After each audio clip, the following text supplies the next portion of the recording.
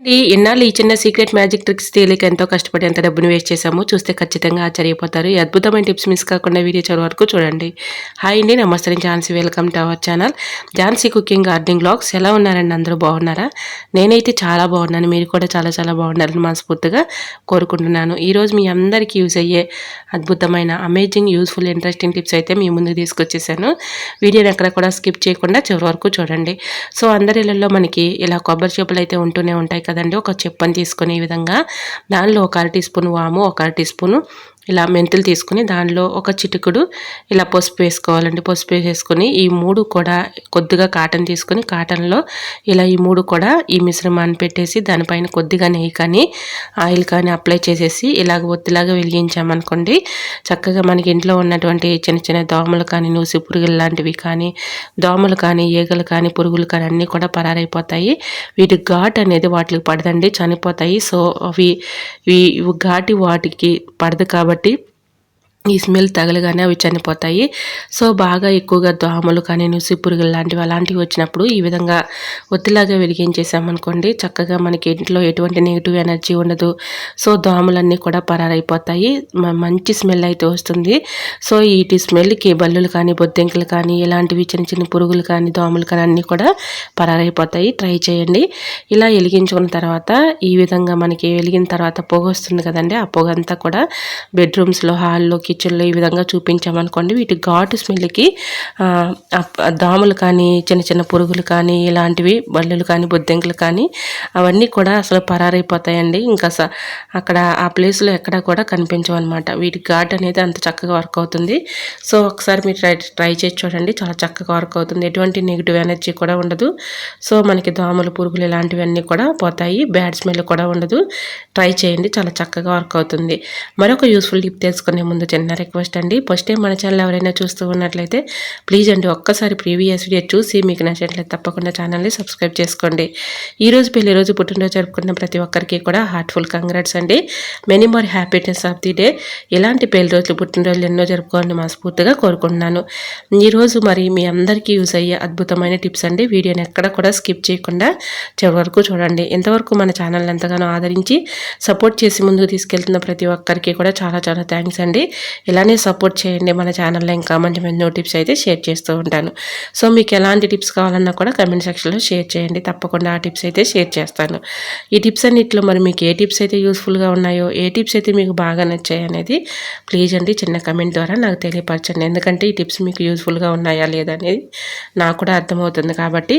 So తప్పకుండా చూసిన ప్రతి ఒక్కరు చిన్న లైక్ చేసి మరి ఈ టిప్స్ మీకు ఎలా అనిపించాయి అనేది కూడా ప్లీజ్ అండి తప్పకుండా చిన్న కమెంట్ చేయండి. చూస్తూ ఉండగానే చిన్న లైక్ చేయడం మాత్రం మర్చిపోకండి ఫ్రెండ్స్. ఇంకా నెక్స్ట్ టిప్ని తీసుకుందాం. ఈ టిప్ కూడా చాలా చక్కగా యూజ్ అవుతుందండి. వీడియోని ఎక్కడా కూడా స్కిప్ చేయకుండా చివరి వరకు చూడండి. మనం రోజు కూడా హనీ అలానే లెమన్ అయితే తాగుతూ ఉంటాం కదండి. సో అలా తాగినా కూడా ఈ విధంగా కూడా తాగి చూడండి, అద్భుతంగా వర్క్ అవుతుంది. మనకి బెల్లీ ఫ్యాట్ తగ్గాలన్నా అలానే జీర్ణ వ్యవస్థ మెరుగుపడాలన్నా కూడా ఈ చిన్న ట్రిక్ని ట్రై చేయండి.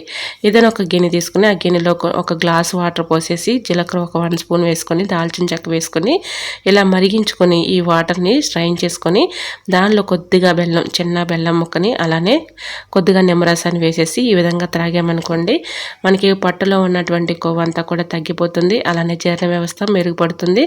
క్యాన్సర్ రాకుండా కూడా అద్భుతంగా వర్క్ అవుతుందండి. దీనిలో కొద్దిగా తేనె కూడా కలుపుకొని తాగామనుకోండి, అద్భుతంగా వర్క్ అవుతుంది. ఒక్కసారి మీరు ట్రై చేసి చూడండి.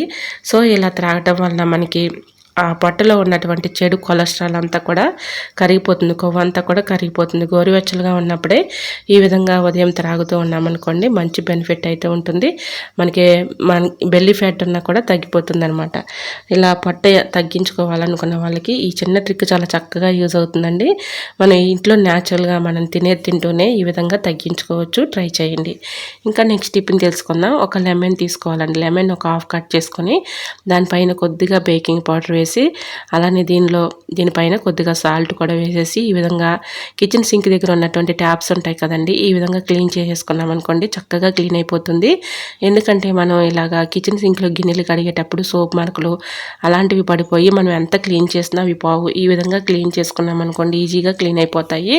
అలానే మనం ఈ విధంగా సోపు లిక్విడ్స్ ఇవన్నీ యూజ్ చేసినా కొంచెం సేపు అలా ఉంటాయి, మళ్ళీ తెల్లగా అయిపోతూ ఉంటాయి, మరకలు కూడా పోతాయండి.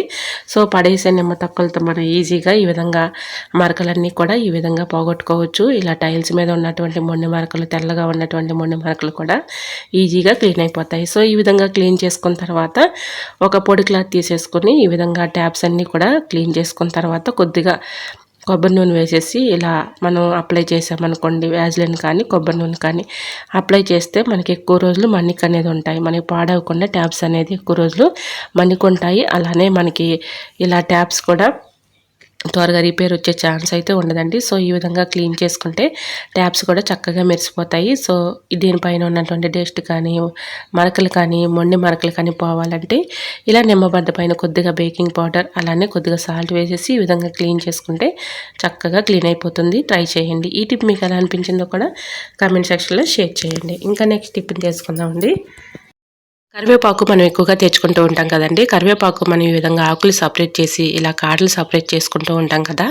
ఇలా కాడల్ని ముదురు కాడల్ని తీసుకొని ఈ విధంగా కట్ చేసేసుకొని ఇలా సమానంగా పెట్టేసి కట్ చేసుకున్నాం అనుకోండి ఇవి కూడా చక్కగా యూజ్ చేసుకోవచ్చు అండి. అది ఎలా అంటారా, మనం ఎక్కువగా టూత్ పిక్కిల్ని యూజ్ చేస్తూ ఉంటాం కదండి. ఏదైనా మనం నాన్ వెజ్ వండుకున్నప్పుడు కానీ లేదంటే ఫిష్ కానీ ఏదైనా నాన్ వెజ్ వండుకున్నప్పుడు పళ్ళల్లో ఇరుక్కుపోతూ ఉంటాయి కదా. మనం టూత్ పిక్కిల్ని ఎక్కువగా యూజ్ చేస్తూ ఉంటాము. టూత్ పిక్కిల్ అవసరానికి లేనప్పుడు ఈ విధంగా కరివేపాకు కాడలు ముదురుగా ఉన్నటువంటి కాడల్ని ఇలా సమానంగా పెట్టేసి కట్ చేసుకొని ఏదైనా ఒక డబ్బాలో స్టోర్ చేసుకున్నాం అనుకోండి, టూత్ పిక్కిల్ అవసరానికి లేనప్పుడు ఈ విధంగా కరివేపాకు కాడలతో కూడా మనం టూత్ పిక్కిల్ లాగా యూజ్ చేసుకోవచ్చు. సో ఇలా మనం న్యాచురల్గా ఎటువంటి సైడ్ ఎఫెక్ట్స్ ఉండవు కాబట్టి సో ఎంత చక్కగా అయితే యూజ్ చేసుకోవచ్చు. సో ఇలాగా కరివేపాకు కాడలను అయితే ఈజీగా ఇలా మనం పక్కన పెట్టేసుకున్నాం అనుకోండి, ఎప్పుడైనా మనకి పళ్ళల్లో ఏదైనా ఇరుక్కున్నా కూడా ఈ కాడలతో ఈజీగా తీసుకోవచ్చు. ఎటువంటి సైడ్ ఎఫెక్ట్స్ ఉండదు కాబట్టి చక్కగా యూజ్ చేసుకోవచ్చు.